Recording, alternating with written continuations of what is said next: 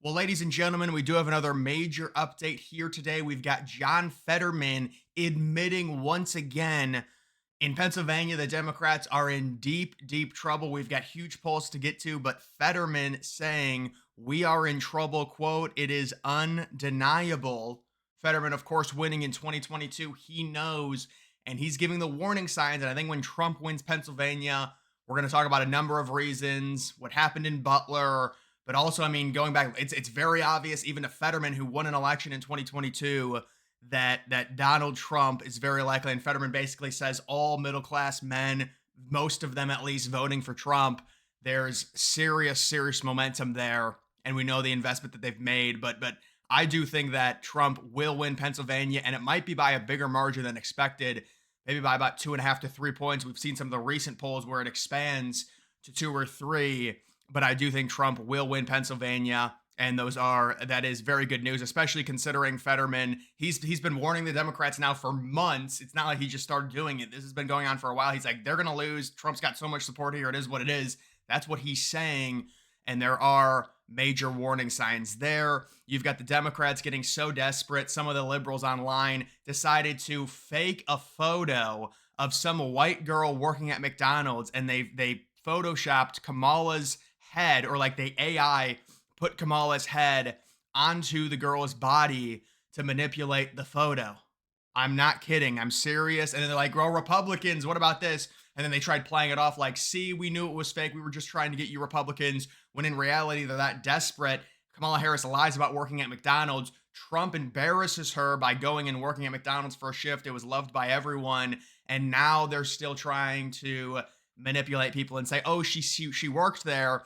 And then when Republicans call it out and Community Notes calls it out, then they say, "We got you. We told you." Just like Kamala Harris when she's like, Beyonce's going to perform. And then everyone gets to the rally, they start booing her because Kamala's like, "I got you. She ain't coming. You're just getting me." And then everyone's like, "Nobody cares anymore. We want to leave now." But yeah, it's just pathetic there. You've got CBS News releasing new polls. Yeah, CBS News, thanks for nothing. All of these polls within the margin. Michigan, Harris +2, Pennsylvania, Harris +1, Wisconsin, Harris +1, Nevada tie, North Carolina, Trump +2, Georgia, Trump +2, Arizona, Trump +2. Yeah, certainly right now, I would put Georgia and Arizona not into the safe Trump category, but those states are definitely trending to Trump based on polling trends, based on what we've seen with the early voting. You're looking at like an 80% chance both of those states go to Trump. North Carolina would be next up on the list at around, maybe around 70. Nevada, obviously, it's going to be very close. The early vote looks amazing, although it is just the early vote. You can't put too much stock into it. And then obviously the Rush Belt or the Rust Belt, and this is really what Harris needs. She needs to win all of these three states, and they're hoping if they can just skip by with like a half a point victory in all of them, then she'll win with 270, and that's because Nebraska has that one district. If they didn't have that, it would be 269 to 269. But also, you do have Trump taking the one district in Maine, so it does balance itself out. But that's what they would want. And that's why liberals say they can lose the popular vote, because if they skimp by in Michigan, Pennsylvania, and Wisconsin, could you imagine, dude, if that actually happened? No, I don't think that's going to happen. I'm just saying, because I think Trump's going to take Pennsylvania no matter what. We're starting to get a little bit more liberal polls in Michigan. So that's why it's bringing down Michigan a little bit in terms of the betting to where it's like 50-50 now. But in Pennsylvania, dude, it's 270 to 268 with Trump after what happened in 2020. Could you imagine 270 for Harris to 268 with Trump winning the popular vote? No, I don't think that's possible. That would have to be a crazy shift in liberal states. And I do think there is going to be a shift in liberal states. And also there's going to be shifts even further to the right in states like Florida and in maybe even Texas, but especially like Florida, maybe also Ohio. That's going to boost up Trump's numbers as well. I did see a new poll out of New Jersey that had Harris +12. So if you guys, for context, Biden won the state by 16, so that'd be a 4-point improvement for Trump. I'm hoping it's like around 10 or 9, honestly, but not that it matters. I mean, Trump's not going to win New Jersey. I just thought it was kind of an interesting poll.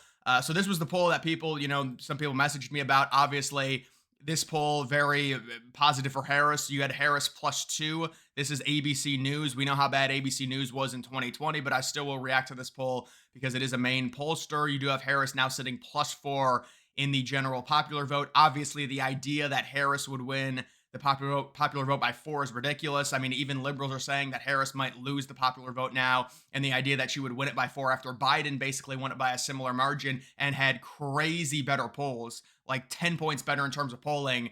It's extremely, extremely unrealistic. Not to mention, Biden had a way better approval rating than Harris. Not to mention, Harris is way less known of a commodity than Biden. And also, Trump is more liked in 2024 than he was in 2020. So, and this is really a liberal wet dream when you look at these crosstabs, because this is exactly what they would want. So, men are obviously going to go for Trump, but in this crosstab, only by 6 points, which you cannot have. It's got to be 10, 11 points. Women go for Harris by 14 because of I guess abortion rights, and then obviously, that's another topic for another day. But the whole idea that it's ridiculous that you would vote just based on that topic alone. And then independents go for Harris by 1. I mean, that's pretty crazy. She would lead a national poll by 4 with while only winning independents by 1. 7 battleground states, Harris by 3. White people only going for Trump by 11. Black people going for Harris by 90-7, which that's another one that's not going to happen. I mean, I'm not going to put a ton of stock into that because Harris is going to overwhelmingly win the black vote, but I don't think it'll be 90-7. I don't think really anyone does. And then looking at the ages, I mean, I guess they do kind of check out. I don't see anything crazy here, abnormal. 40 to 49. Well, no, Harris is probably going to win that demographic, but yeah, what I would say about this pollster and this poll, it really doesn't make any sense. She would be up 4 at this point based on all of the other data that we know, and especially going from a +2 to a +4. But this is exactly what liberals would want. They would want men to only go for Trump by 6 while women go for Harris. Obviously, more women vote than men in elections, which is crazy. But and winning women by 14. But Trump needs to win men by more than Harris needs, by at least by a similar margin, or hopefully by more. You would hope by more than Harris wins women, but I guess we'll have to see. Obviously, that is not a good poll, but to put it into context, ABC News, their final poll for Biden versus Trump, I believe was Biden plus 12. Obviously, he only won by 4. It's a horrible polling miss. And then they did have I wouldn't compare this necessarily because it's a state poll, but they did have a late Wisconsin poll in October that had Biden up by 17.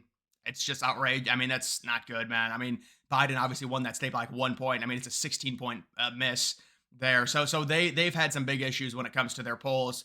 But in general, that is what it is. It's not a great poll for Trump. There was also, I think there's another poll here. This is CBS YouGov. This is their new poll. Did they just release this? So they released this a few days ago. Trump gains 2 points. Battlegrounds apparently are 50-50. So it's a good pollster. At least it's graded well. The number 4 overall. YouGov was not good in 2020. They overestimated Democrats like a lot of the polls did. But that poll trending in Trump's direction at least a little bit. You do have this. This is pretty funny. You take a look at this. I don't know if it'll show, but it's got Harris doing the interview with Call Her Daddy, which is the biggest podcast for women.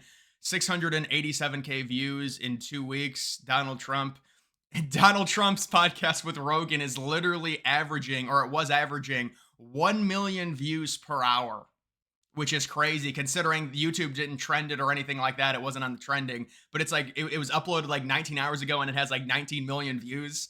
That is crazy, man. And they released that at 10 o'clock during game 1 of the World Series, but it just doesn't matter. It's so impactful, and what a great interview that was for Trump. There's no doubt about it. And I saw Rogan reflecting on it.